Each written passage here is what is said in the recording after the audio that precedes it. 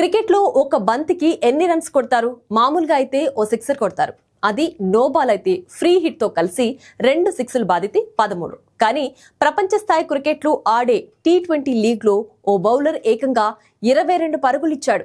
Caribbean T20 league లో cricket fans shock అయ్యే ఈ ఇన్సిడెంట్ జరిగింది. డారెన్ సామీ స్టేడియం వేదికగా జరిగిన Guyana Amazon warriors versus Saint Lucia Kings match లో ఇది చోటు చేసుకుంది. వెస్టిండీస్ బౌలర్ ఒషేనా థామస్ వేసిన ఓవర్లో ఆర్సీబీ స్టార్ రొమారియో షెపర్డ్ ఆకాశమే హద్దుగా చెలరేగిపోయాడు.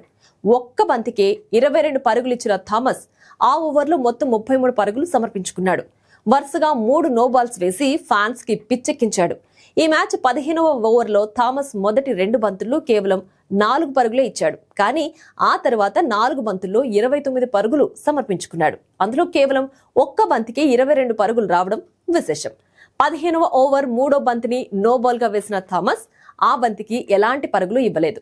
మొదటి ఫ్రీ హిట్ ను వైడ్ గా వేశాడు. ఆ తర్వాత 2 బంతులు కూడా నో బాల్స్.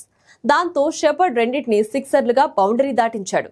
ఇలా 2 నో బాల్స్ కి సిక్సర్లు బాదడంతో 14 పరుగులు అక్కడే వచ్చాయి. ఆ 2 నో బాల్స్ తర్వాత వేసిన ఫ్రీ హిట్ ను కూడా సిక్సర్ గా బాదడంతో 20 పరుగులు అయ్యాయి. అంతకుముందు నో బాల్ వైడ్ యొక్క 2 పరుగులు కలుపుకుని మొత్తం ఒక్క బంతికి 22 పరుగులు అయ్యాయి.